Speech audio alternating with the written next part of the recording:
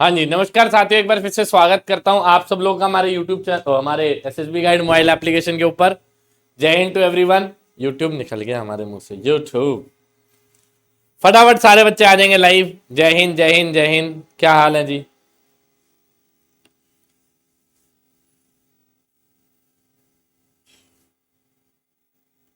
कैसे हो सारे?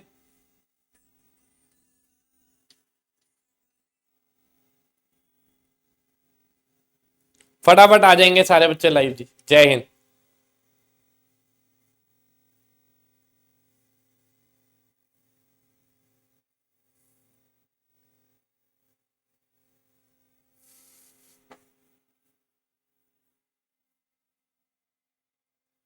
शिवम, नीरज, रोशन, जय हिंद, जय हिंद, जय हिंद। Sir late class? हाँ बेटे, माइक में चार्जिंग ही नहीं थी, क्या करता। चलो स्टार्ट करें अब आगे।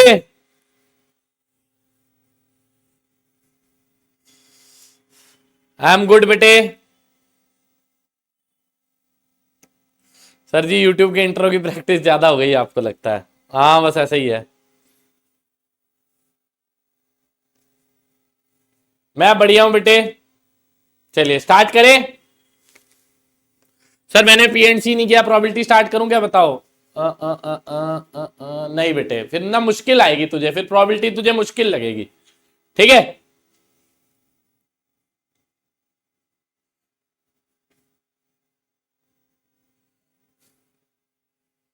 चलिए तो बेटे स्टार्ट करते हैं। Probability one of my favourite chapter. ठीक है जी, और बड़ा ही इंटरेस्टिंग और बहुत ही बेहतरीन चैप्टर है प्रोबेबिलिटी का। बहुत ही खूबसूरत चैप्टर है, बहुत ही इजी चैप्टर है। मजा आएगा आप सब लोगों को प्रोबेबिलिटी हमारे से पढ़ने में। चलिए जी, तो प्रोबेबिलिटी पढ़ने से पहले हमें दो तीन चीजों का ध्यान रखना पड़ेगा बच्चे। दो तीन टर्म्स का ध्यान रखना पड़ेगा। एक पहली टर्म होती है जी, उसका नाम होता है जी एक्सपेरिमेंट। अब ये एक्सपेरिमेंट क्या होता है? आज की क्लास में तो इंट्रोडक्शन ही होगी प्रोबेबिलिटी की, इंट्रोडक्शन टू प्रोबेबिलिटी। ठीक है, ओके। तो एक्सपेरिमेंट का मतलब क्या है? कोई भी आप टास्क परफॉर्म करते हैं, वो टास्क क्या क्या हो सकता है सर? जैसे हमारे सिलेबस में मेजॉरिटी जो मेन इंपॉर्टेंट टास्क है वो मैं लिखूंगा। टॉसिंग अ कॉइन, जैसे आपने एक कॉइन को टॉस कर दिया, टॉसिंग अ कॉइन, ये मेरा एक टास्क हो गया मेरे बुग्गे। दूसरा, थ्रोइंग अ डाइस, एक डाइस को, डाइस यानी कि क्यूब, जो लूडो वाली गिट्टी होती है, क्यूब है 6 फेसेस, 1 2 3 4 5 6 होता है ना लूडो की गिट्टी में। थ्रोइंग अ डाइस, ये एक एक्सपेरिमेंट है। Selecting a card, selecting a card out of 52 playing cards, 52 पत्तों की जो ताश की गट्टी होती है उसमें से एक कार्ड को सिलेक्ट करना, ये भी हमारे लिए एक एक्सपेरिमेंट ही तो है। और क्या है? चौथा जी, selecting a ball out of a selecting a ball out of a bag, out of a bag, ये भी मेरे लिए क्या है बच्चे? एक एक्सपेरिमेंट ही तो है, और क्या है? बात समझ आई आपको? ठीक है जी। तो ये मेरे जो है एक्सपेरिमेंट्स हैं। कोई भी टास्क परफॉर्म करता हूं, प्रोबेबिलिटी में सबसे पहला शब्द आता है एक्सपेरिमेंट। एक्सपेरिमेंट क्या होता है? जो से मैं टास्क परफॉर्म कर, जो मैं कार्य को कर रहा हूं, जो भी मैं काम को कर रहा हूं। ठीक है जी, जो भी मैं काम को परफॉर्म करता हूं वो मेरे लिए क्या है? एक एक्सपेरिमेंट। एक्सपेरिमेंट वर्ड आपको सब लोगों को समझ आ गया होगा, आई होप। ठीक है जी। उसके बाद नेक्स्ट जो टर्म आती है मेरे बुग्गे आप सब लोगों के लिए, वो आती है जी इवेंट या फिर आउटकम। इवेंट्स या फिर आउटकम क्या क्या होते हैं जी? जैसे फॉर एग्जाम्पल, आपने एक कॉइन को टॉस किया, अ कॉइन इज टॉस्ड।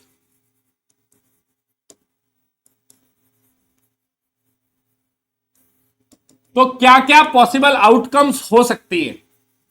क्या क्या पॉसिबल आउटकम्स आपके पास हो सकती हैं? मेरी बात ध्यान से समझना जी।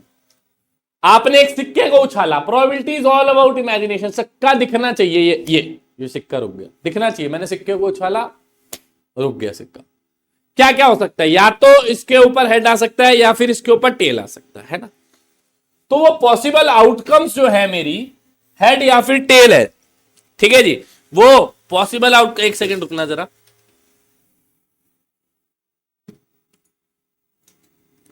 वो पॉसिबल आउटकम जो है मेरी क्या क्या है, वो तो है हेड या फिर टेल, ठीक है जी। तो ये मेरी पॉसिबल आउटकम्स हो जाती है, ये मेरे पॉसिबल इवेंट्स है जो कार्य में हो सकते हैं जी, ठीक है जी। अच्छा जी, अब सपोज करिए सर आपने एक डाइस को फेंका है जी, तो क्या क्या आउटकम्स हो सकती हैं। अ डाइस इज रोल्ड, तो क्या क्या इवेंट्स हो सकते हैं, पॉसिबल इवेंट्स क्या क्या हो सकते हैं उसके अंदर। या तो उसके सर के ऊपर एक आ सकता है, या दो आ सकता है, या फिर तीन आ सकता है, या फिर चार आ सकता है, या फिर पांच आ सकता है, या फिर छह आ सकता है उसके सर के ऊपर। यस और नो। बिल्कुल सर जी, कोई दिक्कत नहीं है, ठीक है जी। अब ये इवेंट्स हो गए जी जो जो पॉसिबल हो सकते हैं। अब एक और टर्म आती है जिसका नाम है सैंपल स्पेस। क्या नाम है मेरे बुग्गे, सैंपल स्पेस। अब ये सैंपल स्पेस क्या बला है, सैंपल स्पेस आपको क्या कहती है जी, sample space is denoted by मेरे बुक के एस एस। किससे डिनोट होती है जी, एस और एस से डिनोट की जाती है जी, S dot S, sample space. अब सैंपल स्पेस आपको क्या कहता है जी, ध्यान से सुनना। It is a set containing, it is a set containing all the possible events. जितने भी पॉसिबल इवेंट्स पॉसिबल है ना, या आउटकम्स पॉसिबल है, उसको अगर मैं एक सेट के अंदर डाल दूं तो मेरा क्या बन जाता है जी, एक सैंपल स्पेस बन जाता है। क्या बन जाता है, एक sample space, S dot S बन जाता है। अब सर जी थोड़ा सा इलेबोरेट कीजिए। लो जी, अब मेरा पहला टास्क जो है ना, when a coin is tossed, when a coin is tossed, अगर मेरे बुग्गे मैंने एक कॉइन को टॉस किया है, तो सैंपल स्पेस के अंदर क्या क्या एलिमेंट्स आ सकते हैं जी, जो पॉसिबल आउटकम्स होती हैं जी। तो एक सिक्के को उछालूंगा, क्या क्या पॉसिबल आउटकम्स है, या तो हेड या फिर टेल। तो एक सेट के अंदर डाल दिया, सेट मतलब एक ब्रैकेट है जो करली ब्रेसिस है जी, जिसके करली ब्रेसिस है, इस प्रकार के ब्रेसिस है, ठीक है जी। तो ये सेट हो जाएगा, अभी सिर्फ इतना समझना है, ठीक है। तो एस डॉट एस क्या हो जाएगा, head dot head cross head comma tail हो जाएगा, या तो हेड आएगा या फिर आ जाएगा टेल। एक और टर्म होती है जी N of S S. N of S S का मतलब क्या होता है, कार्डिनैलिटी या फिर कार्डिनल नंबर। क्या जी, कार्डिनैलिटी और कार्डिनल नंबर। अब ये कार्डिनैलिटी और कार्डिनल नंबर क्या भला है जी, इसका मतलब होता है number of elements in the set, number of elements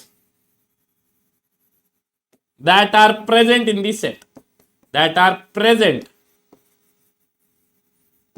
in the set, ठीक है जी। सेट के अंदर कितने एलिमेंट्स प्रेजेंट हैं उसको कार्डिनैलिटी या फिर कार्डिनल नंबर बोलते हैं। जैसे इस सेट के अंदर कितने एलिमेंट है जी, एक हेड है एक टेल है, तो इसका एन एस एस कितना हो जाएगा जी, इसका एन एस एस हो जाएगा 2, कार्डिनैलिटी 2 हो जाएगी, ठीक है जी। तो अगर मैंने एक सिक्के को उछाला तो सैंपल स्पेस क्या बना, सैंपल स्पेस बना हेड कॉमा टेल। अब सर अगर मैं दो सिक्के को उछालूं, उसके अंदर नंबर ऑफ एलिमेंट्स कितने आए, सैंपल स्पेस के अंदर 2 आ गए, ठीक है जी। अब when two coins are tossed, when two coins are tossed, जब मेरे बुग्गे मैंने 2 कॉइन्स को उछाला है तब क्या होगा, अब ध्यान से सुनना जी। अब यहां पे देख, 2 सिक्के उछले, दिखने चाहिए सिक्के उछल रहे हैं, ये देख ये उछाले, ठक। अब या तो दोनों पे हेड आएगा, या दोनों पे टेल आएगा, या एक पे टेल एक पे हेड, या एक पे हेड दूसरे पे टेल आ जाएगा, ठीक है जी। यही केस बनेंगे, दोनों पे हेड दोनों पे टेल, एक पे टेल एक पे हेड, फिर एक पे इस पे हेड आ जाएगा और इस पे टेल हो जाएगा। तो क्या क्या इवेंट्स बन जाएंगे सैंपल स्पेस पे मेरे बुके, सैंपल स्पेस के अंदर तेरे बन जाएंगे दोनों पे हेड दोनों पे टेल, एक पे हेड दूसरे पे टेल, फिर एक पे टेल दूसरे पे हेड। तो इसकी कार्डिनैलिटी कितनी बन गई, 4 बन गई जी। 4 को 2 का स्क्वायर भी लिख सकते हो ना। बढ़िया। तो यहां से एक लॉजिक डिजाइन हो रहा है जी। जब मैंने एक सिक्के को उछाला, सैंपल स्पेस में एलिमेंट आए 2 की पावर 1। जब 2 को उछाला 2 की पावर 2। जब मैं 3 को उछालूंगा तो 2 की पावर 3, 8 बनेंगे। तो यानी कि नंबर ऑफ एलिमेंट्स वो in case of tossing a coin, in case of tossing a coin, वो कैसे दिए जाएंगे? 2 की पावर n से दिए जाएंगे। किससे दिए जाएंगे? 2 की पावर n पे, जहां पे n number of times coin is tossed. ठीक है जी। तो 3 सिक्के उछालूंगा, number of times coin is tossed, तो 3 सिक्के उछालूंगा तो 2 का क्यूब n, 3 2 का क्यूब 8 हो जाएगा। अब व्हेन 3 कॉइन जब मैंने टॉस करूंगा तो सैंपल स्पेस कैसे दिखेगा और बनाना कैसे है वो भी मैं आपको बता देता हूं। अभी तो मैं आपको बेसिक सिखा रहा हूं कि सैंपल स्पेस कैसे डिजाइन किया जाता है जी। ठीक है जी, समझे? चलो, अब मेरे बुक अगर मैंने बोला आपको when 3 coins are tossed,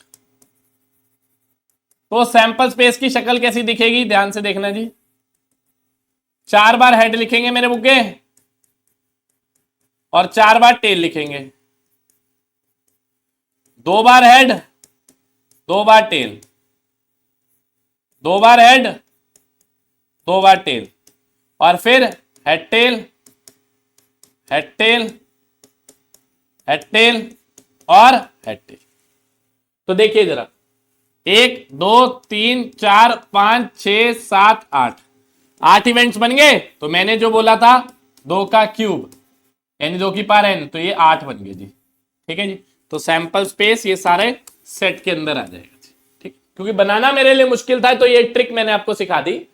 3 coins अगर उछालते हैं तो कैसे सैंपल स्पेस डिजाइन होगा? 4 बार हेड लिखो, 4 बार टेल, फिर 2 बार हेड, 2 बार टेल, 2 बार हेड, 2 बार टेल, फिर head tail, head tail, head tail, head tail. इस प्रकार आप 3 कॉइन्स का बना सकते हो। 3 से आगे अभी नहीं जाऊंगा क्योंकि वो बायनोमियल डिस्ट्रीब्यूशन का पार्ट है, आगे जाएंगे हम लोग, बट वो लास्ट टॉपिक आएगा प्रोबेबिलिटी का। ठीक है जी, बढ़िया जी। अब सर जी हमने एक सिक्के को तो उछाल लिया, अब डाइस को थ्रो करेंगे, उसका सैंपल स्पेस कैसे बनेगा? ध्यान से देखेंगे जी। अब ध्यान से देखना, when a dice is rolled, when a single dice, single ले लेते एक ही dice, when a single dice is rolled. अब मेरे बुक अगर एक ही डाइस रोल किया है हमने तो क्या होगा जी? सैंपल स्पेस के अंदर, सैंपल स्पेस में आ सकता है सिर्फ 1 आ सकता है सर, 2 आ सकता है, 3 आ सकता है, 4 आ सकता है, 5 आ सकता है और 6 आ सकता है। तो ये मेरे सारे टोटल केसेस बन जाएंगे, 1 2 3 4 5 6। हाँ या ना?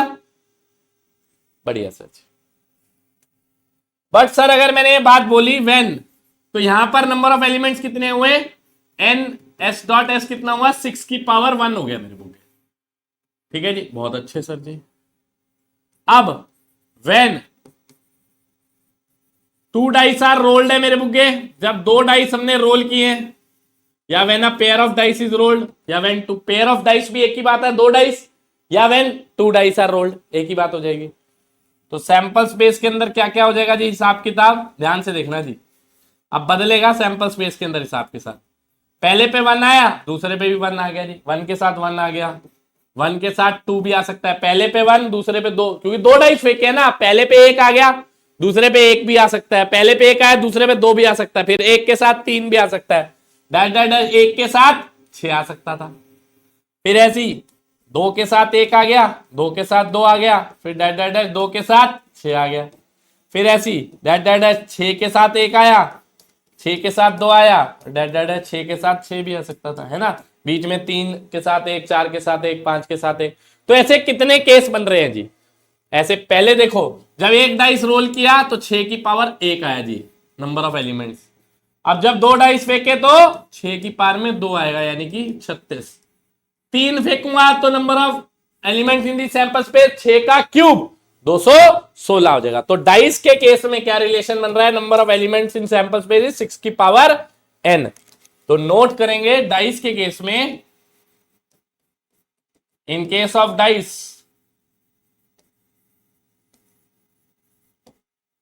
Cardinality of sample space is 6 की पावर n।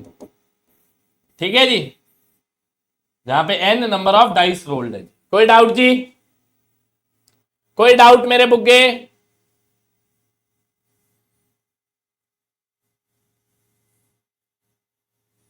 डन, बढ़िया जी। सैंपल स्पेस बनाया सर जी, कॉइन का बनाया सर जी, डाइस के बारे में चर्चा की सर जी। अब कार्ड के बारे में भी चर्चा कर लेते हैं, क्योंकि आज सिर्फ बेसिक हम लोग सीखेंगे कि प्रोबेबिलिटी में हमें जरूरत किस किस चीज की पड़ती है। ठीक है जी। अब हम लोग चलते हैं मेरे बुग्गे 52 पत्तों की गट्ठी के अंदर, है ना। तो हमारे पास मेरे बुग्गे 52 प्लेइंग कार्ड्स होते हैं।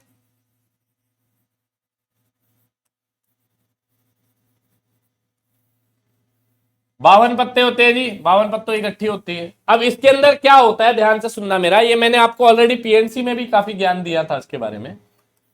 इसके अंदर ना 26 पत्ते लाल रंग के होते हैं पत्ते, 26 लाल रंग के पत्ते होते हैं, और 26 मेरे बुग्गे ब्लैक रंग के पत्ते होते हैं। दो कलर होते हैं जी, 26 लाल रंग के और 26 ब्लैक रंग के। अब ये जो आगे 26 में है ना पत्ते, ये आगे 13-13 के ग्रुप्स में बटे होते हैं। 13 पत्ते इसमें डायमंड के होंगे, डायमंड यानी कि ईंट, और 13 पत्ते इसमें हार्ट के होंगे, यानी कि दिल। ऐसी ब्लैक रंग भी 13-13 पत्तों में आगे टूटा होगा। 13 पत्ते स्पेड के होंगे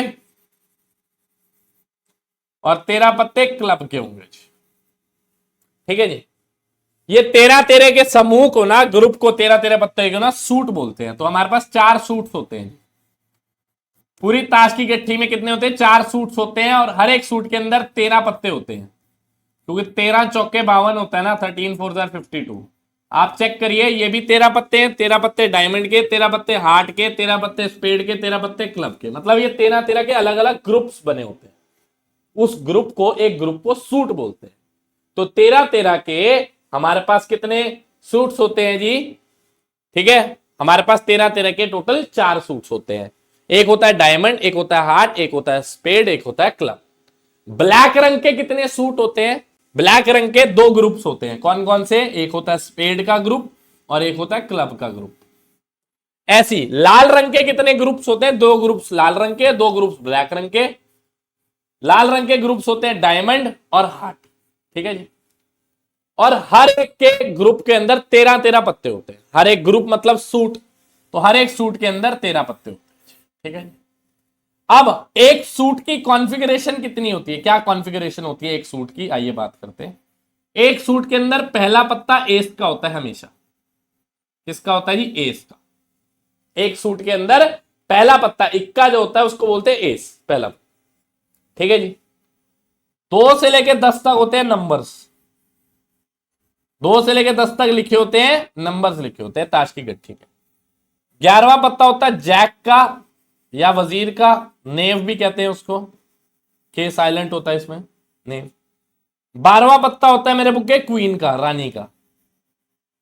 और 13वां पत्ता मेरे बुग्गे होता है किंग का, राजा का। अब हर एक सूट के अंदर एक एस होगा, 2 से लेकर 10 तक नंबर्स होंगे, एक जैक होगा, एक क्वीन होगी और एक किंग होगा। तो टोटल एस कितने होंगे हमारे पास अवेलेबल? ठीक है जी। टोटल एस हमारे पास 4 होंगे। टोटल एस कितने होते हैं जी? हमारे पास 4 एस अवेलेबल होते हैं। अब सर जी 4 एस तो हैं, ये 4 एस के बारे में थोड़ा सा बताइए, क्योंकि हर सूट में एक एक एस है ना। तो एक एस होता है एस ऑफ डायमंड, एक होता है जी।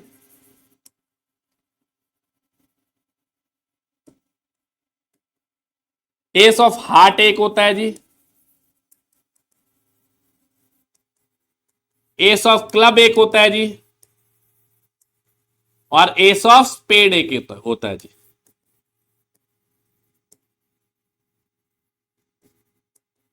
ठीक है जी। ऐसी जैक ऑफ डायमंड एक होता है जी। जैक ऑफ हार्ट एक होता है जी। जैक ऑफ क्लब एक होता है जी।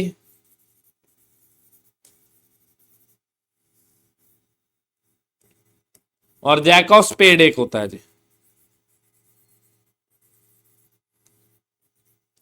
टोटल हो गए। ऐसी queen of heart, queen of diamond, queen of club, queen of spade, queen के भी 4 पत्ते। और ऐसी king of diamond, king of heart, king of spade, king of club. अगर मैं आपसे पूछूं लाल रंग की रानियां कितनी है, लाल रंग की क्वीन कितनी है, तो एक तो डायमंड भी लाल रंग का और एक हार्ट भी लाल रंग का, तो लाल रंग की क्वीन कितनी हो जाएगी, 2 हो जाएगी। ऐसी मैं पूछूं ब्लैक रंग के राजा कितने हैं, तो ब्लैक रंग के राजा भी कितने हो जाएंगे जी, 2 हो जाएंगे। बात समझे? यस और नो?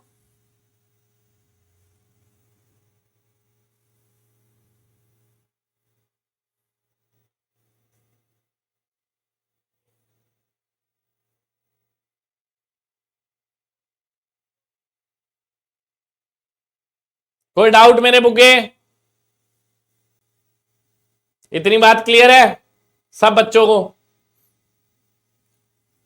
तो शुरुआत कौन से हुई, 52 पत्ते, 26 पत्ते लाल रंग के, 26 पत्ते ब्लैक रंग के। आंखें बंद करो, पूरा फ्लो चार्ट याद हो जाएगा आपको। 52 पत्ते 2 टुकड़ों में बटे, 26 पत्ते लाल, 26 पत्ते ब्लैक। लाल रंग के 2 सूट आ गए जी, डायमंड और हार्ट। ब्लैक रंग के 2 सूट आ गए जी, 13-13 में बट गए, एक स्पेड और एक क्लब। फिर हर एक सूट की सेम कॉन्फ़िगरेशन है जी। पहला पत्ता एस का, 2 से लेकर 10 तक नंबर्स, 11वां पत्ता जैक का, 12वां पत्ता क्वीन का, 13वां पत्ता किंग का। ठीक है जी। तो हर एक सूट के अंदर 4 एस होंगे, 2 एस लाल रंग के होंगे, 2 ब्लैक रंग के होंगे। ऐसी 4 रानियां होंगी, 4 जैक होंगे और 4 ही किंग होंगे। 2-2 अलग अलग रंग के होंगे, 2 लाल रंग के और 2 ब्लैक रंग के होंगे जी। अच्छा, नंबर ऑफ फेस कार्ड्स, ऐसे कार्ड जिन पे चेहरा बना होगा। ठीक है जी, नंबर ऑफ फेस कार्ड्स। तो नंबर ऑफ फेस कार्ड्स हमारे ताश की गट्ठी में कितने होते हैं, टोटल होते हैं मेरे बुक के 12 होते हैं जी। नंबर ऑफ फेस कार्ड्स कितने होते हैं, 12। किस किस का चेहरा बना होता है, किंग का चेहरा बना होता है, क्वीन का चेहरा बना होता है और जैक का चेहरा। इक्के पे कोई चेहरा नहीं होता। तो ये फेस कार्ड कैसे बने, 4 king plus 4 queen plus 4 jack, इनकी मदद से 4 4 8 4 12 हमारे फेस कार्ड बनते हैं। ठीक है जी, बढ़िया। चलो, ऐसी नंबर ऑफ ऑनर कार्ड्स होते हैं मेरे बुके। Number of honour cards, honour card जिनको इज्जत दी जाती है, ये होते हैं 16। इसमें एस भी आता है, 4 ace plus 4 jack plus 4 queen plus 4 king. ठीक है जी। तो ऑनर कार्ड्स कितने होते हैं, 16, और नंबर ऑफ फेस कार्ड्स कितने होते हैं जी, 12। ठीक है जी। अच्छा, एक स्पेशल केस होता है, वो याद रखना। हर राजा के ना मूछ बनी होती है, हर राजा पे क्या होता है, मूछे होती है, एक्सेप्ट दिल के राजे पे मूछ नहीं होती। ठीक है जी। तो व्हाट इज द, अगर फॉर एग्जांपल ऐसा सवाल आ जाए, या card is selected at random, what is the probability that the king is without moustaches. तो दिल के राजे पे कभी मूछ नहीं होती। तो एक पत्ता 52 पत्तों की गट्ठी में ऐसा भी है राजा का जिसकी मूछ नहीं होती। वो कौन सा पत्ता होता है बेटे, दिल का राजा। ठीक है, किंग ऑफ हार्ट। तो नोट करके लिखेंगे, चाहे तो चेक कर लेना 52 पत्तों की गट्ठी में से। मैं आपको चेक भी करा देता हूं अगर आप कहते हैं नहीं विश्वास आपको मेरी बातों के ऊपर। अजीब सी बात है ना ये, क्योंकि मैं आपको दिखा भी देता हूं। King of heart,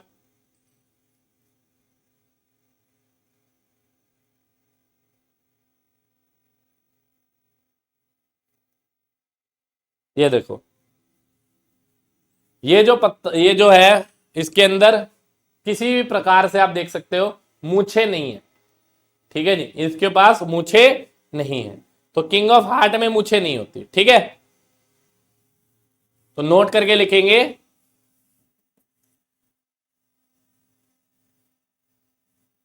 king without moustaches.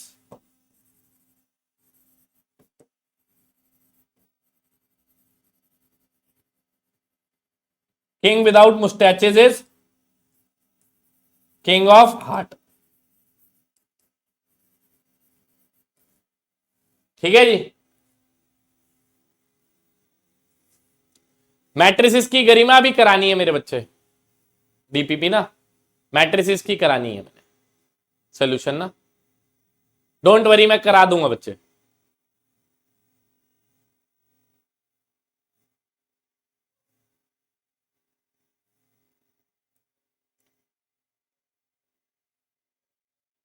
Blur दिखा, चलो कोई बात नहीं, आप देख लेना। ठीक है, king of heart is without moustaches. ठीक है, चल that mean girls like clean shave boys. अब ये तो बेटे पर्सनल चॉइसेस है, इसमें मैं क्या कह सकता हूं। कैसी बातें कर रहा हूं, मुझे क्या पता होगा इसके बारे में। चले जी आगे। मेरी मुझे तो देख लो तुम कहां जा रही हैं।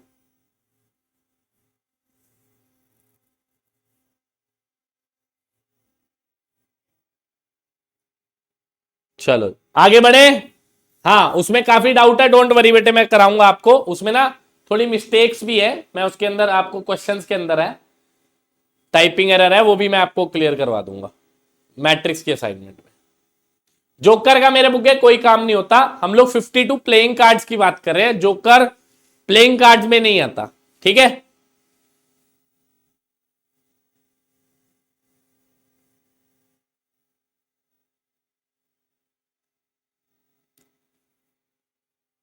हाँ प्रोबेबिलिटी की डीपीपी लाइव कराऊंगा मेरे बुक में।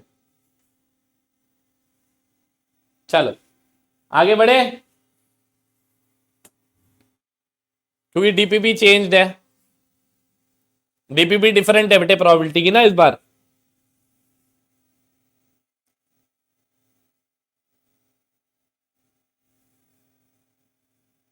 चलिए जी आगे बढ़े। तो ये तो 52 पत्तों के बारे में ज्ञान हो गया जी हमारा पूरा। अब हम लोग कुछ ना बेसिक सवालों से स्टार्ट करते हैं जी। बेसिक सवालों पे जो भी अभी हमने कॉन्सेप्ट पढ़े ना, क्योंकि कॉन्सेप्ट पढ़ने के साथ साथ मैं आपको कुछ बेसिक क्वेश्चंस कराता रहूंगा। ठीक है, व्हाट इज द प्रोबेबिलिटी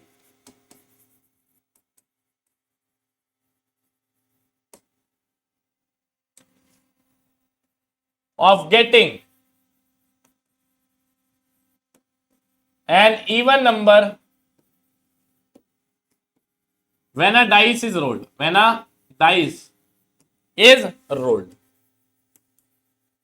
ठीक है जी, अब मेरी बात ध्यान से सुनना। सबसे पहली बात, प्रोबेबिलिटी होती क्या है? प्रोबेबिलिटी एक अनुमान है, एक अंदाजा है। ठीक है जी, जो कभी भी गलत हो सकता है। मैं आपको आपके सामने अभी प्रूफ भी कर दूं कि ये गलत कैसे हो सकता है, बोलो। मैं भी आपके सामने लाइव गलत भी प्रूफ कर सकता हूं इसको, 1 मिनट देना। हेलो, हाँ जी, हाँ जी, हाँ जी, गुड इवनिंग। हाँ जी, हाँ जी,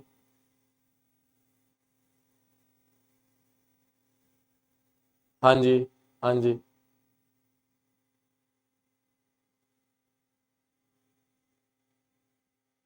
हाँ बेटे, रहने खाने के तो देने पड़ेंगे ना चार्ज।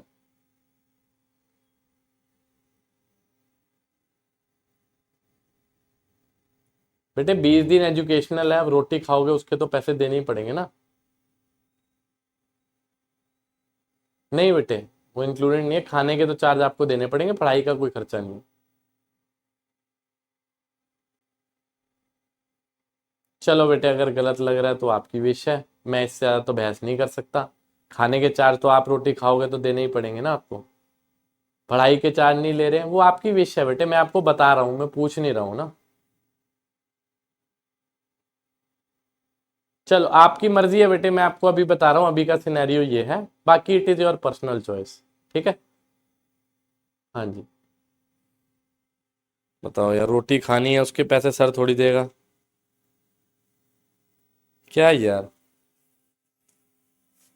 भाई मेरी बात सुन लो, अगर दोबारा सुन लो, कभी आप भी एसएसबी में आओ। ठीक है जी, ये ड्रामा नहीं चाहिए मुझे। अगर आप रोटी खा रहे हो तो आपको पैसे देने पड़ेंगे। खाना खाओगे यार तो रोटी के पैसे सर थोड़ी देगा। हेलो, हाँ जी। बेटे मैं ना क्लास के अंदर भी हूँ, अभी मैंने आपको बता दिया, अब बार बार ना मुझे कॉल करो ना डिस्टर्ब करो, मैंने आपको ऑलरेडी बता दिया है ये सिनेरियो है। अगर आप आना चाहते हो तो it is well and good, नहीं आना चाहते तो भी आपकी मर्जी है। ठीक है, और अब बार बार कॉल करने से होगा कुछ नहीं ना, मैं अपनी बात चेंज करूंगा, जो बात है वो मैंने आपको बता दी। ठीक है, चलो मैं फ्रॉड ही हूँ बेटे, मैं तो 100 बंदों के लिए फ्रॉड हूँ, आपके लिए थोड़ी हूँ, मैं अकेला सबके लिए ही फ्रॉड हूँ, वो आपकी मर्जी है। ठीक है, ठीक। बताओ, खाने के पैसे भी सर देगा यार। अब जो 15 दिन का एसएसबी का कोर्स है, ठीक है जी, प्लस 5 दिन हमने एक्स्ट्रा रिवीजन बैच के लिए देते हैं। आपने एक एक्स अमाउंट पे किया, ठीक है जी, वो कितना भी हो सकता है, एक्स अमाउंट आपने पे किया, उसके बाद आपको 15 डेज में रहना और खाना सब मिला। 5 दिन का जब आप रिवीजन बैच में आओगे तो उसमें जो मेस का खर्चा होगा वो कैसे सर देगा? रोटी तो खाओगे ना आप, उसका खर्चा तो दोगे। वो तो मेस के चार्जेस 15 दिन के है ना जो हमने फीस में लिए। रिवीजन बैच के चार्जेस तो रहने और खाने के आप ही को ही देने पड़ेंगे ना। अब इसमें बहस कर रहा है भाई कि इसके पैसे आप दो। सर पढ़ा तो दिया फ्री के अंदर 5 दिन एक्स्ट्रा भी, 5 की जगह 10 दिन भी एक्स्ट्रा पढ़ा देते हैं, बट भाई रहने और खाने के चार्ज तो आप ही को ही देने पड़ेंगे। मैस वाले की थाली के पैसे थोड़ी वो जो है जीटी ऑफिसर देगा या साइकोलॉजिस्ट देगा, वो तो आप ही को ही देने पड़ेंगे। ठीक है, तो आप भी ये बात सुन लो, कल को आप भी एसएसबी में आओगे। ये 5 दिन के पीछे उसने मुझे फ्रॉड बना दिया कि आप फ्रॉड हो सर। मैंने कहा ठीक है भाई, मैं तो सबके लिए फ्रॉड हूं। ठीक है जी, अब आप बता दो, अगर मैं गलत हूं तो वापस फोन कर दूंगा उसको और अपने पास ले लूंगा। ठीक है, ये सिनेरियो है। चलो anyways, back to the topic. इतना अच्छा प्रोबेबिलिटी पढ़ रहे थे हम। अभी हम लोग प्रोबेबिलिटी को गलत प्रूफ कर रहे थे और अभी हम इसको दोबारा गलत प्रूफ करते हैं। दोबारा सुनिएगा जरा, ठीक है जी, कि हम प्रोबेबिलिटी को कैसे गलत प्रूफ कर सकते हैं। इधर देखिएगा, और ये अनुमान है वो आपको पता चल जाएगा। सपोज करिए ये एक फुटबॉल ग्राउंड है जी, और एक गोल पोस्ट लगा हुआ है यहां पे। ठीक है जी, ये नेट है जी फुटबॉल ग्राउंड का। ठीक है, यहां पे ये डी है जी। ठीक है, यहां से एक बच्चा किक मारता है जी। ठीक है जी, यहां से एक बच्चा फुटबॉल को किक मारता है। क्या प्रोबेबिलिटी है कि गोल हो जाएगा? आप कहोगे सर या तो गोल होगा या तो गोल नहीं होगा। होने की प्रोबेबिलिटी है चार्ज 1/2 है गोल होने के, और या फिर गोल नहीं होगा, इसके भी चार्ज 1/2 है। तो होने के और ना होने के चांसेस क्या है? 1/2 या तो गोल होगा या फिर गोल नहीं, 1/2 और 1/2। ठीक है जी, अब मैं कहता हूं ये बंदा रिप्लेस हो गया है, इसकी जगह ना CR7 आ गया जी, क्रिस्टियानो रोनाल्डो आ गया जी। ठीक है जी, तो अब रोनाल्डो जो है वो गोल पे किक करने आता है जी, पोस्ट पे। अब क्या प्रोबेबिलिटी है कि गोल होगा या नहीं होगा? सर या तो गोल होगा या गोल नहीं होगा, मतलब इसकी भी 50-50% है। तो मतलब मैं और रोनाल्डो तो एक बराबर हो गए, हाँ या ना? 50-50 हो गया, 1/2 1/2। तो मतलब मेरे भी गोल करने के चांसेस 50% है, रोनाल्डो के भी 50% है। ये तो अनुमान है ना, हाँ या ना?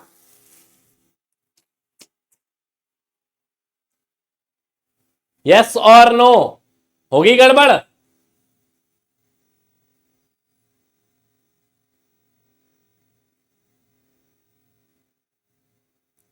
सर वैसे उन 5 दिन का चार्ज क्या है? 150 रुपए खाने का दिन का, 150 रुपए रहने का दिन का, 300 रुपए चार्ज नहीं है। 5 दिन के 1500 रुपए लगने हैं मैक्सिमम। उसमें उसने जान खा ली है, फ्रॉड बता दिया मुझे कि आपने 50 रुपए पर एक थाली के पैसे ले लिया, आप फ्रॉड हो। ठीक है, समझे आप मेरी बात? तो यहां पे ये गड़बड़ है, ये अनुमान है, ये अंदाजा है सिर्फ, प्रोबेबिलिटी। और मैं आपको बात बता दूं, probability was not discovered by mathematicians, it was discovered by जुआरीज, जो जुआ खेलते हैं ना, जो रोले खेलते हैं। वो रोले देखा है आपने, वो कसिनो के अंदर होता है। कसिनो मतलब जहां पे वो पैसे वगैरह सट्टा वगैरह लगता है, ऐसे घुमाते हैं और बॉल होती है, वो ऐसे ऐसे रिवॉल्व करती है ना। 1 से लेके 36 तक नंबर्स होते हैं उसके अंदर, 18 रेड होते हैं, 18 ब्लैक होते हैं, वो रोले होता है। ठीक है, वो भी बड़ी मस्त गेम है। तो उसको जो प्रोबेबिलिटी का आविष्कार हुआ है ना, वो कसिनो से हुआ है, जुआरियों ने किया है, सट्टे बाजारियों ने किया है, कि इतना अनुमान, इतनी प्रोबेबिलिटी, इतना अनुमान है कि ये नंबर आ जाएगा, समझ रहे हो आप, वो बात है। ठीक है जी।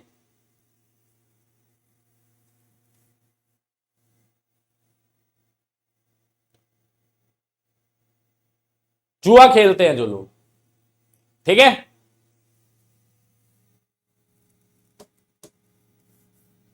चलो, what is the probability of getting an even number when a dice is rolled. अब प्रोबेबिलिटी इवन नंबर की आने की, देखो अब सैंपल्स, प्रोबेबिलिटी होती क्या है जी, प्रोबेबिलिटी होती है जी नंबर ऑफ फेवरेबल इवेंट्स, जो मेरी फेवर में है, number of favourable events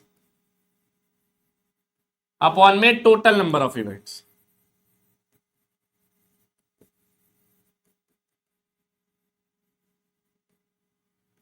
number of favourable events upon में टोटल नंबर ऑफ इवेंट्स, ठीक है जी। तो नंबर ऑफ फेवरेबल इवेंट्स, ठीक है जी, कौन कौन से फेवरेबल इवेंट्स पॉसिबल होंगे जी यहां पर, ध्यान से देखना जी। इवन सैंपल स्पेस के अंदर कौन कौन से इवेंट्स होंगे, 1 2 3 4 5 और 6। अब मेरी फेवर में कौन से हैं, मेरी फेवर में इवन नंबर वाले। तो इवन नंबर कितने हैं जी, 2 4 और 6, मेरे पास 3 इवन नंबर है जी। और टोटल नंबर ऑफ इवेंट्स कितने हैं जी, 1 2 3 4 5 6, तो 3/6 आ गई जी probability of the event E, यानी कि 1/2। तो क्या प्रोबेबिलिटी है कि इवन नंबर आएगा डाइस पे, उसकी प्रोबेबिलिटी है 1/2, ठीक है जी।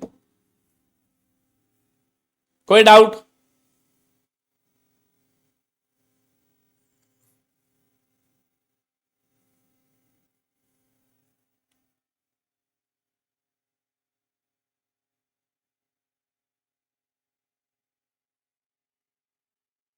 ओके, बढ़िया। हाँ जी अरुण, मैं तो बेटे बेसिक से ही चल रहा हूं, बिल्कुल बेसिक से ही स्टार्ट करें। बताओ 1/2 ये ऑड इवन की प्रोबेबिलिटी कोई भी नहीं बताता बेटे, मैं तो आपको बिल्कुल बेसिक से ही बता रहा हूं, डोंट वरी। चलिए,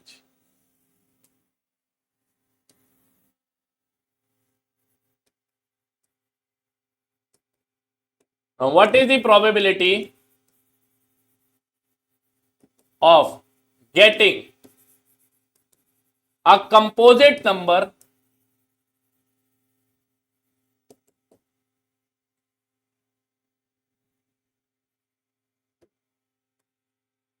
when a dice is rolled, when a dice is rolled। Composite number आने की क्या प्रोबेबिलिटी है जब एक डाइस को हमने रोल किया, ठीक है।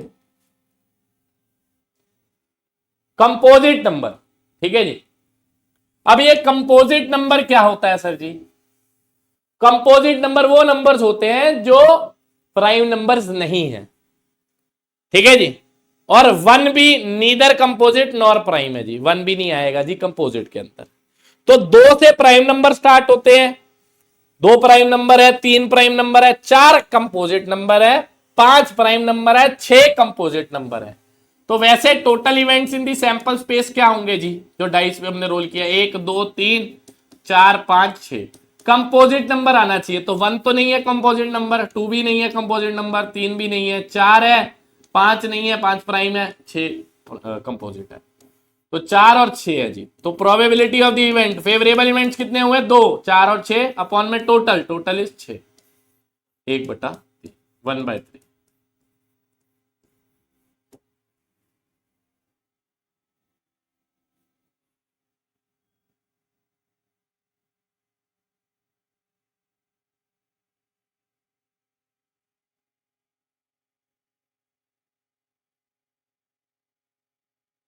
सर एनडीए के बाद मैथ का यूज क्या होगा, देखो बेटे ये आप ना वो इंस्टाग्राम के ऊपर आते हैं ना जो मीमर्स, जो कहते हैं आज मैंने गाड़ी ले ली BMW, तुम्हारे टीचर के पास क्या है, ये वो उनकी भाषा बोल रहे हो। देखो एनडीए के बाद मैथ का क्या यूज होगा, इससे मेरे को ना लेना है ना आपको कुछ लेना है।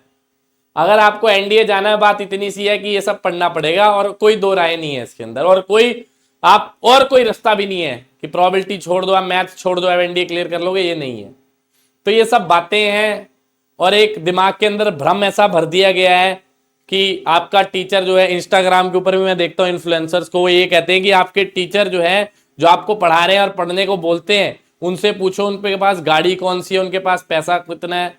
मुझे समझ नहीं आता ये उनके दिमाग के अंदर साइकोलॉजी और इतनी हेट्रेड है क्यों, समझ नहीं आता मुझे। तो वो रेंटल गाड़ियां निकाल के अपने आप को ये प्रूफ करना चाहते हैं कि हमने देखो बिना पढ़े इतना पैसा कमा लिया। अरे पढ़ लिख कर भी लाखों लोगों ने बहुत अच्छी जिंदगी के अंदर फोड़ा है, ये बात मानते हो या नहीं मानते हो? क्या आईएएस आईपीएस, क्या एक आईएएस की औकात और क्या एक बीएमडब्ल्यू ओनर की औकात बराबर है? मैं कहता हूं आईएएस की बहुत ऊपर की औकात है भाई, बहुत ऊपर की औकात है, या मर्सिडीज वाले की। तो ये कंपैरिजन ही नहीं है। क्या उन्होंने पढ़ाई नहीं करी? बहुत पढ़ाई की यार, बहुत मेहनत की है, तभी तो सिविल सर्विसेज निकाला उन्होंने, समझे? पढ़ लिख कर भी लाखों करोड़ों लोगों ने बहुत कुछ किया है। जितने भी इंजीनियर्स है, क्या उन्होंने प्रोबेबिलिटी नहीं पढ़ी क्या? आज वो माइक्रोसॉफ्ट के सीईओ बने हुए हैं भाई, सत्य नडेला, क्या उन्होंने कभी ये नहीं पढ़ा? गूगल के सीईओ बने हुए हैं, अगेन आईआईटीएन, क्या उन्होंने मैथ नहीं पढ़ा? तो आज वो हर घंटे हर मिनट ले ले मेरे हिसाब से तो गाड़ियां ऐसी ऐसी, समझे? तो ये सिर्फ हमारी सोच है जो प्रदूषित की जा रही है इन सब चीजों से, कि आपका टीचर तो कह रहा है उससे पूछो क्या है उसके पास, ठीक है? समझे मेरी बात को? तो पढ़ लिख कर भी लोगों ने किया, वो साइड कोई नहीं दिखाएगा आपको भाई। अनपढ़ों ने किया है जिंदगी के अंदर, जिन्होंने पढ़ाई नहीं की। मैं मानता हूं बिजनेस करने के लिए जरूरी नहीं है कि आप ये पढ़ाई करो, आप अच्छा कर लोगे जिंदगी में, बट ये कहना गलत है कि पढ़ने के बाद किसी बंदे ने कुछ नहीं किया। भाई बहुत लोगों ने किया, और मैं ऐसे हजारों लोगों को जानता हूं जिन्होंने पढ़ लिख कर बहुत जिंदगी में फोड़ा हुआ है भाई, और छोटे लेवल पे नहीं, बहुत बड़े लेवल पे, समझे? ठीक है ना?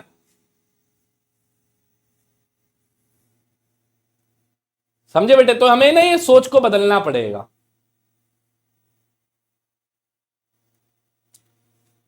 ठीक है, चलिए चलिए जी, अब मैं आपको बहुत ही अच्छी चीज सिखाने वाला हूं, ध्यान से सुनना। व्हाट इज द प्रोबेबिलिटी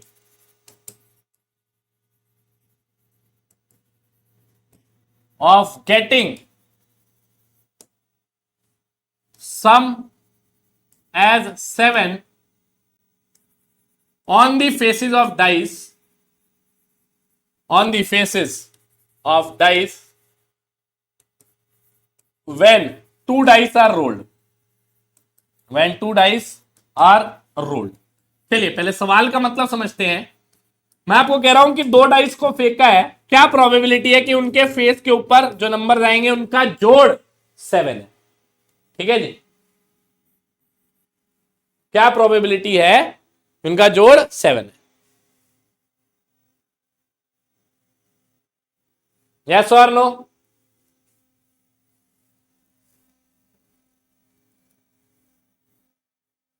सम 7 होने की क्या प्रोबेबिलिटी? अब जरा मेरी बात ध्यान से सुनना। हम लोग क्या करेंगे जी, हम लोग कोशिश करते हैं कि हम लोग ग्रुप्स बनाएं, है ना? एक बच्चे की साइकोलॉजी कैसे बनती है, सम 7 कैसे बनेगा? 2 डाइस फेंके, वो क्या करेगा, 1 6 लिखेगा, 2 5 लिखेगा, 4 3 3 3 4 लिखेगा, 4 3 लिखेगा, 5 2 लिखेगा और 6 1 लिखेगा। यस और नो? सारे बुग्गे मेरे यही करेंगे, हाँ है ना? बट अब नहीं करेंगे। ये केसेस बनाना आम जिंदगी है। आप मेरे स्टूडेंट हो तो आप क्या फॉलो करोगे मेरे बुग्गे? AC rule. क्या फॉलो करोगे? AC rule. मैं आपको ये बनाने नहीं दूंगा, ये तो टाइम वेस्टेज है। पेपर में सवाल आ जाए कैसे करोगे, ध्यान से सुनना। मुझे एक बात बताओ, जब एक डाइस को आप 2 डाइस को फेंकोगे तो मिनिमम सम क्या आएगा? भाई पहले पे भी 1 आ सकता है, दूसरे पे भी 1 आ सकता है, 0 तो बन नहीं सकता ना। 1 + 1 मिनिमम सम 2 ही पॉसिबल होगा। यस और नो? बिल्कुल सर जी, 2 ही पॉसिबल होगा। और मैक्सिमम सम कितना पॉसिबल होगा? 2 डाइस को फेंकते हो, एक पे 6 आएगा, दूसरे पे भी 6 आएगा, 6 और 6 12। तो मैक्सिमम सम कितना अवेलेबल होगा जी? 12 होगा। मिनिमम सम 2 होगा जी, मैक्सिमम सम 12 होगा। मिनिमम 2 होगा, मैक्सिमम कितना होगा जी 12 होगा। ठीक है, मिनिमम सम 2 है, मैक्सिमम सम 12। ठीक है, तो जब भी सम 2 से लेके 7 के बीच में आ रहा है, जब भी सम 2 से लेके 7 के बीच में आ रहा है, तो प्रोबेबिलिटी क्या होगी, सम में से 1 माइनस करके बटा 36 होगी जी। प्रोबेबिलिटी कितनी होगी, सम में से 1 घटा दो बटा 36 प्रोबेबिलिटी हो जाएगी। और जब भी सम आपसे पूछे 8 से लेके 12 के बीच में है, जब भी सम पूछ ले 8 से लेके 12 के बीच में, जब भी सम पूछ ले तो उसकी प्रोबेबिलिटी क्या होगी, 13 में से सम को माइनस कर दो बटा 36 हो जाएगा।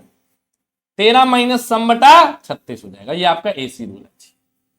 मतलब क्या हुआ सर जी, जैसे आपने पूछा सम 7 आने की प्रोबेबिलिटी क्या है, तो मेरे बुके 2 से लेके 7 में ये फॉर्मूला यूज करना है। तो प्रोबेबिलिटी कितनी हो जाएगी, 7 माइनस 1 बटा 36, सीधा आंसर 6 बटा 36, 1/6। कोई डाउट जी। अगर यहां था सम 9 आने की प्रोबेबिलिटी क्या है, तो सम 9 8 से लेके 12 में आए तो प्रोबेबिलिटी क्या होगी, 13 में से 9 माइनस कर दो बटा 36, यानी कि 4 बटे 36, 1 बटा 9, और काम क्या हो गया 25। ठीक है, कोई डाउट जी। बढ़िया लगा एसी रूल, यस और नो, सिखाओगे अपने दोस्तों को स्कूल के अंदर।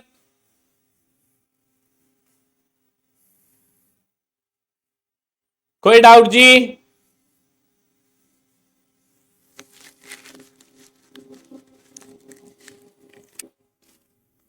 जब भी सम 2 से लेके 7 तक हो तो सम में से 1 माइनस करके बटा 36, और जब भी सम 8 से लेके 12 तक हो 13 में से सम माइनस करके बटा 36।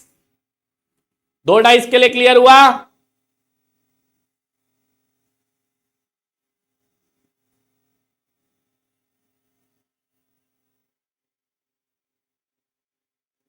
मिनिमम सम 2 हो सकता है, मैक्सिमम सम 12 हो सकता है। मैं आपसे पूछता हूं क्या प्रोबेबिलिटी है कि सम 5 आ जाएगा, तो सम 2 से लेके 7 के बीच में आ रहा है ना, 5 इस ब्रैकेट में आ रहा है, तो प्रोबेबिलिटी कैसे निकलेगी,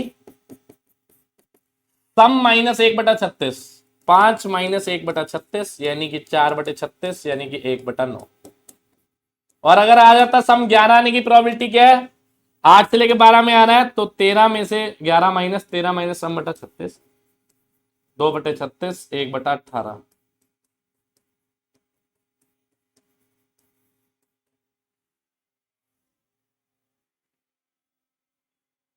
सर कितनी बार भी रोल हो फिर भी एसी रूल लगेगा।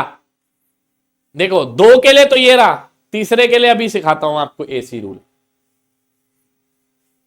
अभी सिखाता हूं आपको। आप कहोगे सर मजा आ गया जी। 2 डाइस के लिए क्लियर हुआ, यस और नो। बिल्कुल सर जी, क्लियर हो गया सर जी। सर 8 से 12 के बीच में हो या 8 से 12 तक हो, 8 से 12 तक हो, 8 और 12 दोनों इंक्लूडेड है मेरे बुग्गे। तब भी भरे बिना फीम जमा कारी लेके धनाली रखे का पूरा जिम्मा वैरियां की फ्यूनरल का रशिया की मुंह पे बंडा ने विलो चुके कदे भी नहीं मारे बड़ी willow. What is the probability of having difference as 5 when 2 dice are rolled? When 2 dice are rolled. देखो डिफरेंस के लिए ना कभी भी कोई फॉर्मूला नहीं बन सकता when 2 dice are rolled, तो ये बात याद रखना। तो डिफरेंस 5 होने की प्रोबेबिलिटी, क्योंकि इसके ना केसेस ही बहुत थोड़े बनेंगे, डिफरेंस 5 होने का, 2 नंबर्स के बीच में डिफरेंस 5 कैसे हो सकता है। देखो difference is always in mod, ये भी याद रखना, difference is always in modulus, always in mode. Mod के अंदर होता है जी डिफरेंस हमेशा। तो 1 और 6 का डिफरेंस 5 है, 6 और 1 का डिफरेंस भी 5 है, और 2 और 6 तो नहीं ले सकता, 4 आ जाएगा। तो बस यही 2 केसेस बनेंगे, नंबर्स के बीच का डिफरेंस 5 चाहिए, 1 6 और 6 1, बस तो फेवरेबल इवेंट्स कितने हुए? 2। अब 2 डाइस फेंकेंगे तो टोटल कितने होंगे? 6 का स्क्वायर 36। आंसर 1/18। कोई डाउट जी?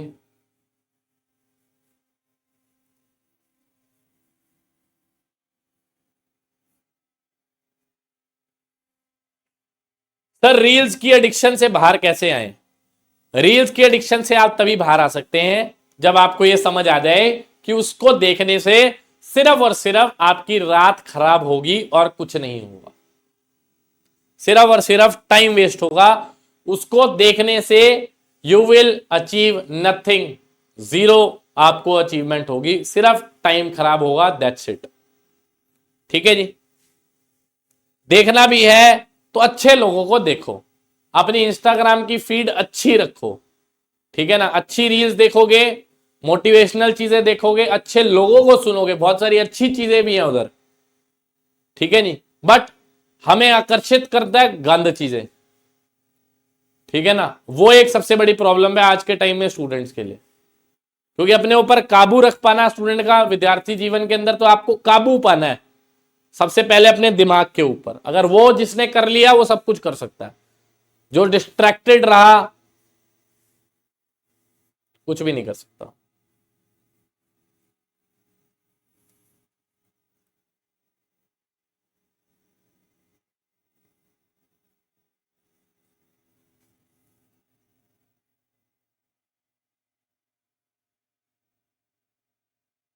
ठीक है जी, चले आगे मेरे बुग्गे। चलो जी, अब आपको एक और मैजिक सिखाता हूं जी। डिफरेंस समझ आया? अच्छा, मैक्सिमम डिफरेंस कितना हो सकता है दो नंबर्स के बीच में? 5 ही हो सकता है ना?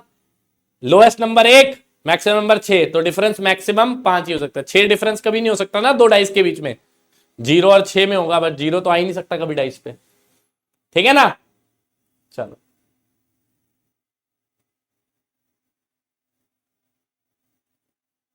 चलें आगे।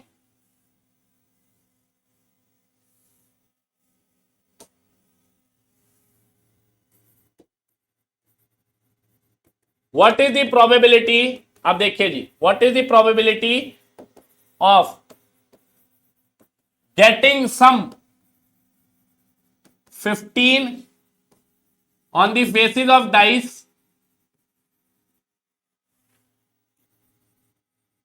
when 3 dice are rolled?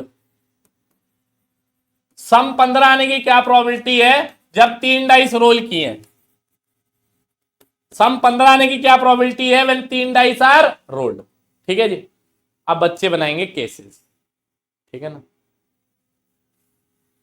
Sir 6 और 3 ले लेते हैं, 6 6 12, 12 3 15 हो गया, ठीक है ना सर? 6 5 और 4 ले लेते हैं सर, है ना? 6 5 नहीं, 6 5 6 ले लेते हैं, नहीं 15 चाहिए ना? 6 6, हाँ 6 और 5 11 हो गया, ठीक है? 11 और 5 4 चाहिए ना? 6 5 4 ले लेते हैं सर जी, ठीक तो लिखा था, 6 5 और 4 ले लेते हैं सर जी, ठीक है? फिर इनमें अरेंजमेंट भी कर सकते हो ना, 3 फैक्टोरियल से आगे पीछे हो सकते हैं। 6 हो गए जी, 6 केस यहां से बनेंगे, इसमें भी अरेंजमेंट कर सकते हो 3 फैक्टोरियल, बट 2 बार 6 या डिवाइड बाय 2, तो यहाँ पे 3 केस बन जाएंगे या 6 बन जाएंगे। उसके बाद 5 5 और 5 का भी केस आ जाएगा, है ना? तो ऐसे मेरे बुग्गे आप गिनते रहोगे और पागल बनते रहोगे, तो मैं आपको पागल नहीं बनाना चाहता, ठीक है जी? मैं आपको सिखाना चाहता हूं क्या, मेरा खुद का रूल जिसका नाम है एसी रूल। इसको मैं रूल ऑफ ट्रेपीजियम के नाम से भी बताता हूं बच्चों को, और ये एसी रूल भी है। अब ध्यान से सुनना, एसी रूल आपका क्या कहता है जी? मुझे एक बात बता दिए, मिनिमम सम कितना पॉसिबल है जब 3 डाइस फेंकता हूं मैं? सर 3 है जी। और मैक्सिमम सम कितना पॉसिबल है जब 3 डाइस फेंकता हूं मैं? 6 और 6 और 6 18। तो मतलब मिनिमम सम 3 है, मैक्सिमम सम 18 है, मतलब सम की जो रेंज है वो 3 से लेकर 18 तक रहेगी। यस और नो? रेंज यही होता है ना, minimum to maximum value function आपने पढ़ा है ना? बढ़िया, चलिए बहुत अच्छे मेरे बुक गए। तो ये ट्रेपीजियम बनाया, देखो ट्रेपीजियम बनाना है एक without the base, this is trapezium without base. ठीक है, बढ़िया। अब बाहर वाली साइड ना मैं सम लिख रहा हूं, पॉसिबल सम मैं बाहर वाली साइड लिखूंगा, ठीक है, और अंदर वाली साइड फेवरेबल केसेस लिखूंगा। ध्यान से देखना जी। मिनिमम सम 3 हो सकता है, फिर 4 भी हो सकता है, सम 5 हो सकता है, 6 हो सकता है, 7 हो सकता है, 8 हो सकता है, 9 हो सकता है और 10 हो सकता है। और फिर सम यहाँ पे 11, 12, 13, 14, 15, 16, 17 और 18, ये मैक्सिमम पॉसिबल सम हमने लिख दी है। अब इनके फेवरेबल केसेस ना अंदर वाली साइड लिखूंगा, ध्यान से देखना जी। 3 सम 3 आने की प्रोबेबिलिटी क्या होगी? 1 1 1 वाले केस में होगा ना 3, तो एक ही केस होगा, एक। अब एक में 2 जोड़ दो, 4 के लिए होंगे 3 केस, फिर 3 में 3 जोड़ दो, 5 के लिए होंगे 6 केस, फिर 6 में 4 जोड़ दो 10, 10 में 5 जोड़ दो 15, 15 में 6 जोड़ दो 21, 25 और 27 आपको याद रखना है जी। 9 और 10 के लिए सम 9 आने की प्रोबेबिलिटी 25, 10 के लिए 27। और फिर यहां पे उल्टा 27, 25, फिर आगे 21, 15, 10, 6, 3 और 1। ठीक है जी। अब मैंने क्या पूछा था?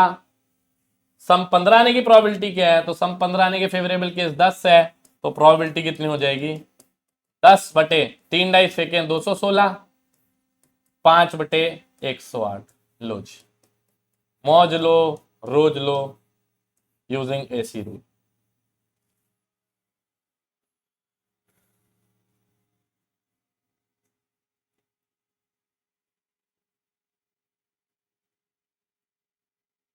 कोई डाउट जी?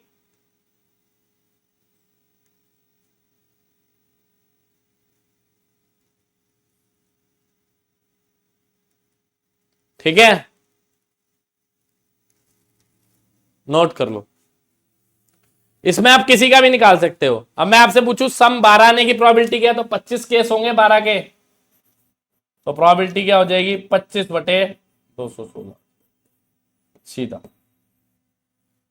समझे?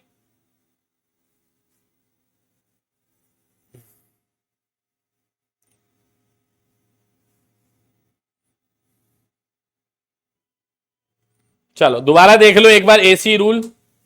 मिनिमम सम कितना होता है जी? 3 डाइस रोल करूंगा 3। मैक्सिमम कितना होता है? 6 6 6 18 होता है जी, है ना? ये मिनिमम है, ये मैक्सिमम है। एसी रूल क्या कहता है? आपको एक ट्रिपीजियम बनाना है विदाउट बेस।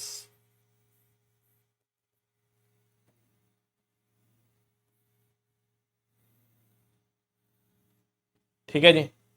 आउटर साइड लिखेंगे सम मेरे बच्चे, बाहर वाली साइड भी इधर आउटर साइड सम लिखेंगे, अंदर वाली साइड फेवरेबल इवेंट्स लिखेंगे। मिनिमम सम 3, 4, 5, 6, 7, 8, 9 और 10, फिर 11, 12, 13, 14, 15, 16, 17 और 18। स्टार्ट कहां से होगा? 3 सम आने के लिए प्रोबेबिलिटी, एक एक एक एक इवेंट होगा ना, एक। 4 के लिए 1 में 2 जोड़ दो, 3, 3 में फिर 3 जोड़ दो, 6, मतलब सम 5 आने के 6 केसेस हुए, 6 में 4 जोड़ दो 10, ये ना जुगाड़ बता रहा हूं आपको याद रखने का। फिर 5 जोड़ोगे 15, फिर 15 में 6 जोड़ दो 21, ऐसी सम 8 आने के 21 केसेस है। 25 और 27 याद रखना है मेरे बच्चे, 9 और 10 के लिए, 9 के लिए 25, 27 के लिए 10, और फिर उल्टा उल्टा लिख देंगे। 11 आने के लिए 27, फिर 25, फिर 21, फिर 15, 10, 6, 3 और 1। ठीक है जी, कोई डाउट? तो मैंने क्या पूछा था? सम 15 आने की प्रोबेबिलिटी कितनी है? केसेस कितने हैं? 10, 10 बटे 216, 5 बटे 108। पेपर में सवाल क्या है? मोर देन 15 आने की प्रोबेबिलिटी कितनी है? एनडीए का पीवाईक्यू था। What is the probability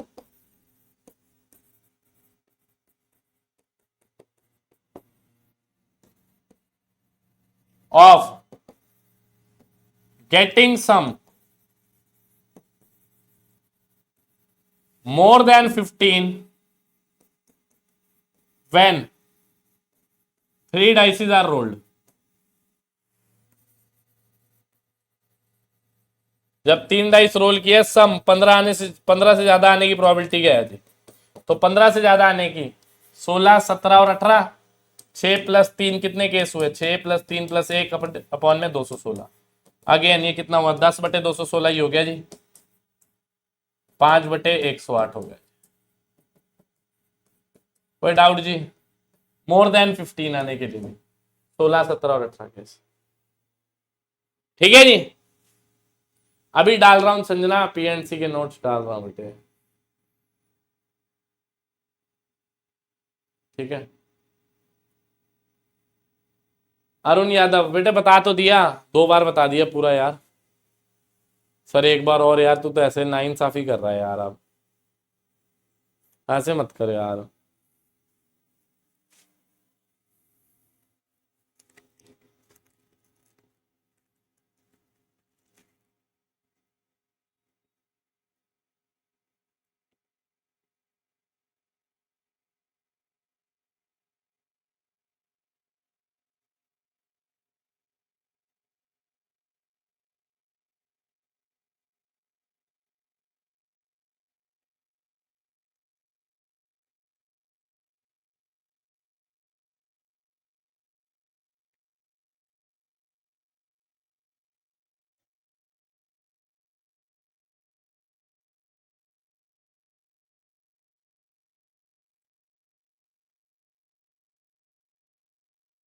done.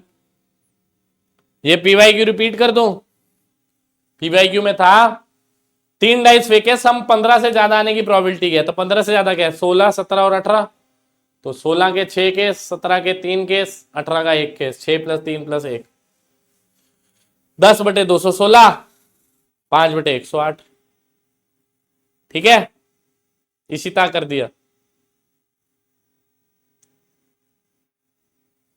ठीक है बेटे। सर फॉर्म अप्लाई कर दे अब ना? हाँ जी बेटे, फॉर्म अप्लाई कर दो भाई, जिसने अब तक नहीं किया। बहुत तगड़ा कंसेप्ट, ऑल क्लियर, मजा आया? एसी रूल सीख के सिखाओगे स्कूल में? सिखाना है ये, ठीक है, क्योंकि इसी चीज के तो पैसे हैं, बाकी सारे एक जैसे। सर एक बार कंपोजिट प्राइम नंबर और कंपोजिट नंबर बता दो। प्राइम नंबर तो आपको पता है जो किसी से डिवाइड नहीं होते, 1 और वो नंबर छोड़ के। जैसे 3 है, 3 1 से डिवाइड होता है और 3 से डिवाइड होता है, तो 3 इज अ प्राइम नंबर। ठीक है जी। और यही बात हम लोग बात करें, सर 216, 216 तो आएगा ना, 3 डाइस फेंके थे मेरे बच्चे, 6 का क्यूब। और कंपोजिट नंबर जो प्राइम को छोड़ के सारे नंबर है वो कंपोजिट है। 1 को भी छोड़ दो, 1 is neither composite nor prime. ठीक है।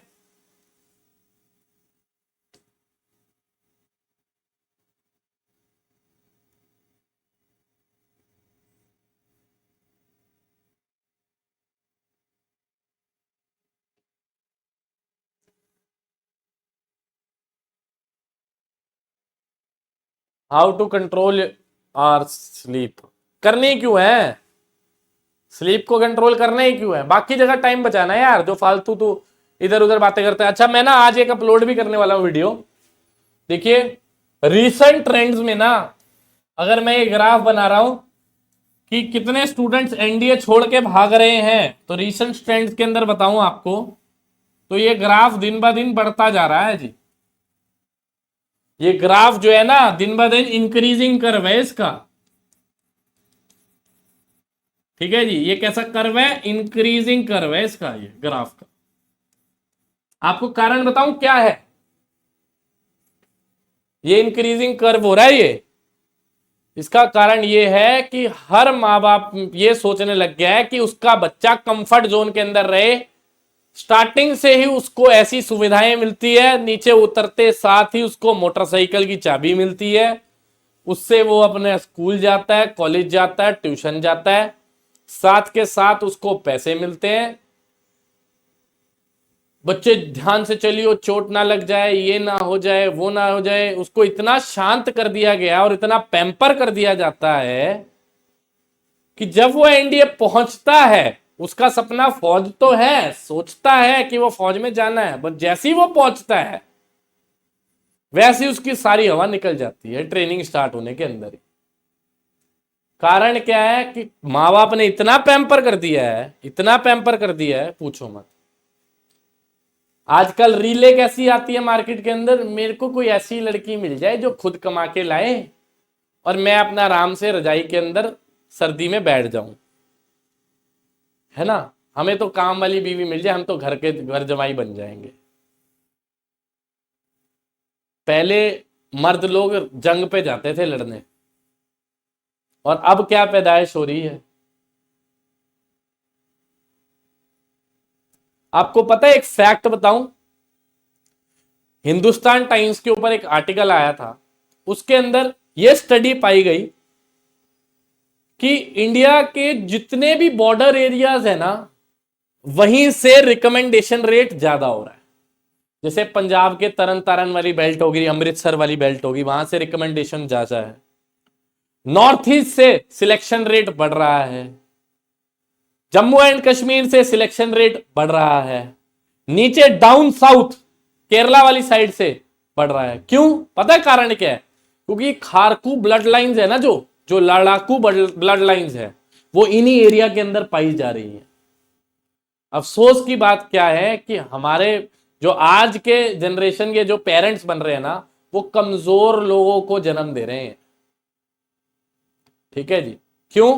क्योंकि उनको बचपन से ही इतना पैम्पर किया जा रहा है, उनका माइंडसेट इतना वीक है, इतना कमजोर है, घर की याद आ रही है, मम्मी की याद आ रही है। ये तो सिचुएशन है, क्या फौज में भेजेंगे उन्हें हम? ठीक है जी। यही कारण है, ये इंक्रीजिंग कर्व बनता जा रहा है। मैं आपको बता रहा हूं, ये फैक्ट बताया मैंने आपको, क्योंकि आजकल फौज के अंदर तो भाई सूर में भेजने हमने, लड़ाकू बंदे भी तो चाहिए। शांत रहने वाले डेलीगेट्स से तो नहीं लड़ाइयां होने वाली ना। अगर ऐसा ही होता तो फौज बनाते ही क्यों? वो तो सारे के सारे जितने भी सरकारी बाबू थे वही चले जाते। अच्छा, डेलीगेसी करनी थी, सिर्फ बहस बसाई करनी थी, सिर्फ लड़ाई भी तो करनी है। फिजिकल फिटनेस नाम की भी तो चीज है, खाने बर्गर पिज्जा मोमोज है और जाना फौज के अंदर है। ठीक है।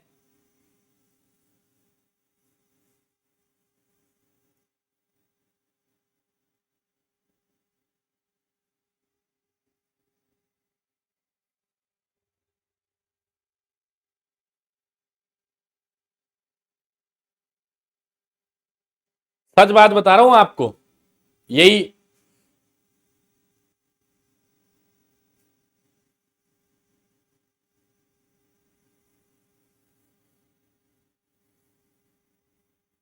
यही एक बात है, ठीक है, जिसकी वजह से बच्चे छोड़ते हैं नेशनल डिफेंस एकेडमी जैसी प्रेस्टिजियस एकेडमी, घबराते हैं, डरते हैं, मेंटल प्रेशर नहीं झेल पाते, इस वजह से छोड़ देते हैं। फिजिकल फिटनेस इतनी नहीं है, क्योंकि वहां पे शारीरिक रूप से और मानसिक रूप से दोनों तरीके से बच्चों को तोड़ा जाता है, जो हर किसी के बस की बात नहीं है। ठीक है जी। उत्तराखंड भी तो है, बिल्कुल है, उत्तराखंड से बच्चे जाते हैं। विलेज एरिया से बिलोंग करने वाले बच्चे ज्यादा जाते हैं, शहर के बच्चे कम जाते हैं फौज के अंदर। कारण एक वही है, सेम माँ बाप की अपब्रिंगिंग ऐसी। आजकल हर एक पेरेंट एक एक दो दो बच्चे हैं, वो सोचते हैं कि नहीं यार, हमारा बच्चा सेफ रहे, सुरक्षित रहे, हर जगह तंदुरुस्त रहना चाहिए, उस पर इतनी परेशानियां इतनी कठिनाइयां नहीं आनी चाहिए। अब वो तो फौज के अंदर नहीं होगा ना यार, परेशानियां भी आएंगी, कठिनाइयां भी आएंगी, कई बार गोली चलानी भी पड़ेगी, कई बार गोली खानी भी पड़ेगी, है ना। जब आपने ये लाइफ चूज की है, फिर कैसे भागना है यार इस जिंदगी से। मेरे पास तो ऐसे बच्चे आते हैं, एकेडमी में आ जाते हैं रोने, घर की याद आ रही है सर, घर जाना है। पढ़ने के लिए आए होते हैं, इंडिया 3 महीने के लिए तैयारी करने, उसमें याद आ जाती है, सर घर की याद आ रही है, मन नहीं लग रहा है। और मुझे लगता है हे प्रभु, अगर मैं इसको गलती से एनडीए क्लियर करा दूं तो मैं तो देशद्रोही बन जाऊंगा। क्या ये तो वहां से भी भाग जाएगा? भागेगा ये कहां कर? जो आज बच्चा हॉस्टल मेस में रहकर तैयारी नहीं कर सकता कंफर्ट जोन के अंदर, वो एनडीए जाके क्या करेगा? आपको लगता है कि इतना फेलियर है हमारा बोर्ड के अंदर?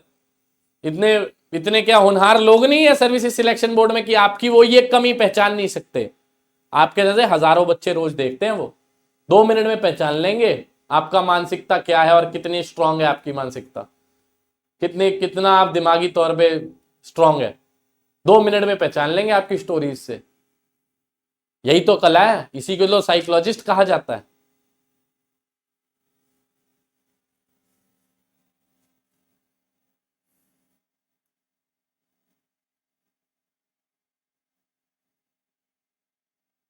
ठीक है जी।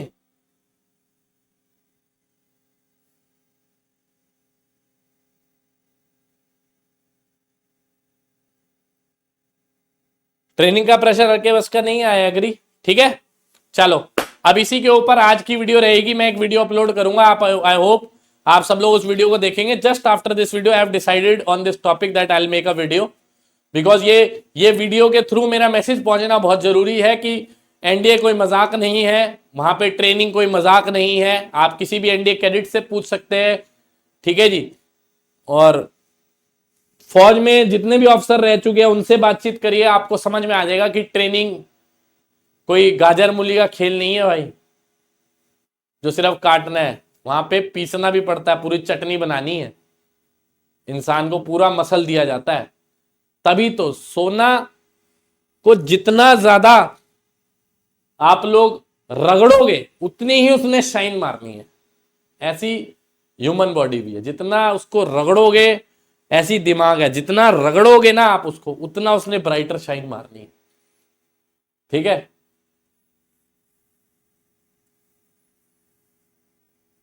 चलो ठीक है बच्चे, मिलते हैं आपसे नेक्स्ट लाइव सेशन के अंदर। ये वीडियो मैं ये पीडीएफ जो है अभी आपके साथ शेयर कर देता हूं, ठीक है।